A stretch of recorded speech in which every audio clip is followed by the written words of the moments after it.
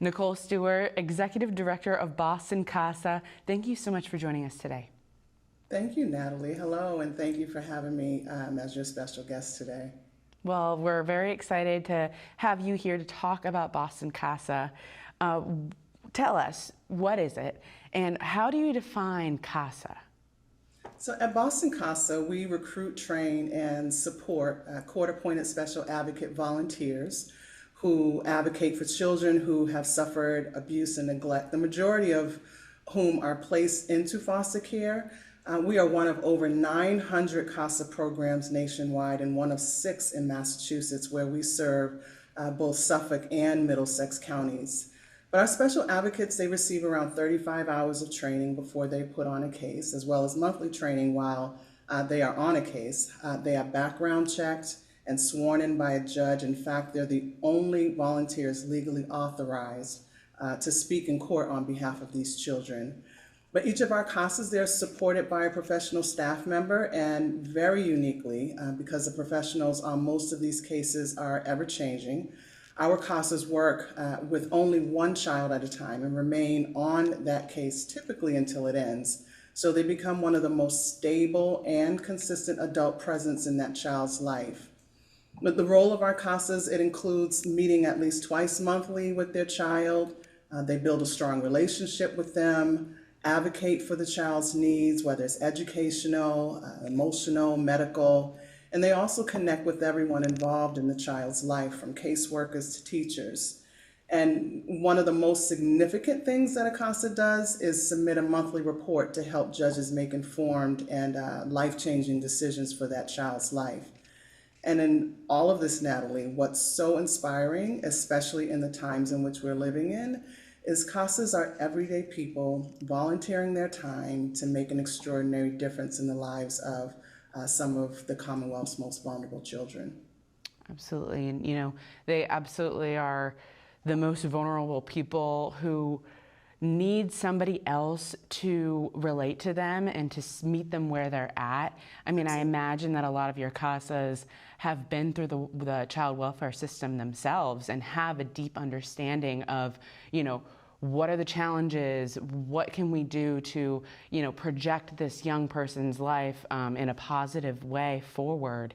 What sets a CASA apart from a mentor or a guardian? Well, let me start by stating that the statistics for children who have been in foster care are just absolutely staggering. Less than 50% graduate from high school, only 3 to 4% will earn a 4-year college degree, 70% will likely experience homelessness before the age of 26. 70% of youth who were in foster care are arrested at least once by the age of 26. So there are so many long-standing contributing factors to these dynamics, including failing, broken, overburdened, under-resourced systems. But one thing that research does tell us is that one caring adult can make a significant impact in the well-being of a child. And CASAs serve as one consistent adult in the life of these children and youth who stand by them, typically for the duration of their case, providing one-to-one support and advocating solely for their well-being. Unlike a guardian, it is not the role of a CASA to make decisions for that child. Rather, CASAs provide objective court reports to help judges make really critical decisions for that child's life. And the extensive training and support and being judge appointed is what distinguishes a CASA from a mentor. Natalie, we currently have over 200 special advocates supporting more than 300 children at a time. When these children are facing a lot of uncertainties as they are thrust into the child welfare system and the judicial system, systems that most adults have a really difficult time navigating. But the experience is isolating for these children and traumatic and makes them very vulnerable. And what the data says is children with a CASA have better outcomes. They are more likely to do better in school, they are more likely to receive the resources and services that they need to thrive, and they are more likely to find a safe and stable home. So, children they don't choose their parents or the circumstances of their upbringing or the communities that they live in. And so they really do deserve every opportunity that will bring them hope and the chance for a bright future. Absolutely, and it seems like CASAs are such important advocates that a lot of people may not know about, especially people who aren't familiar with the child welfare system. You know, why do you think it is that more people don't know about this important role, and how can we get more community members involved as CASAs? Absolutely, great question. You know, the identity of children in foster care must be protected. So often we don't hear about them until something tragic occurs or when they get into trouble, unfortunately. Right. You know, Natalie, I spent my entire childhood and adolescence in foster care until I aged out at 22. It's what fuels my passion for this work. I lived in approximately 8 different foster homes by age 17. Was blessed that one of my foster mothers, in fact, the only person I ever called mom, ensured I received quality educational experiences, and I was availed other opportunities that children in similar circumstances might not receive. And this set me on a trajectory that helped me to excel and defeat many of the statistics that I outlined earlier, including eventually earning 2 master's degrees. So I know personally the difference that one caring adult can make and have dedicated my entire life paying it forward. And I believe wholeheartedly in the work of Boston CASA and the positive implications for children who have a CASA. And that's why I'm here with you today and trying to spread the word. You know, because despite the life-changing work that our CASAs are doing, we're still only able to serve approximately 15% of children who would be eligible for a CASA.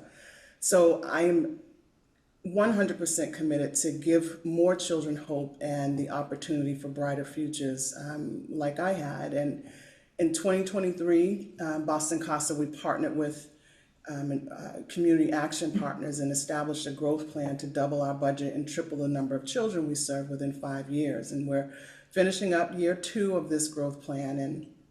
And I've been just really inspired by the responses and outpouring of generosity, of support, and of individuals and foundations and corporations who are partnering with us to achieve our growth.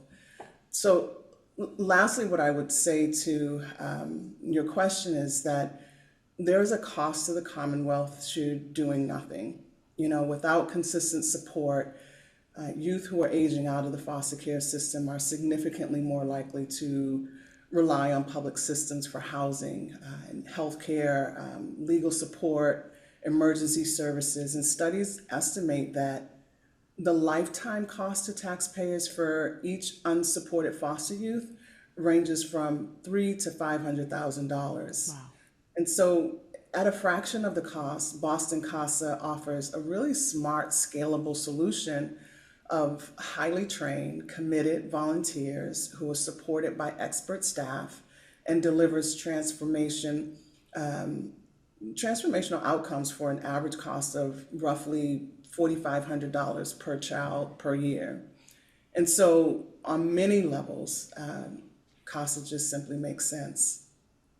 Right, and you know that's something a major theme that we hear when we talk to a lot of the youth organizations here at BNN. That if you uplift the next generation, you will see it benefit the entire community, the entire state and nation 10 times over.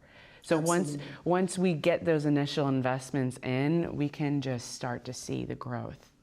Absolutely.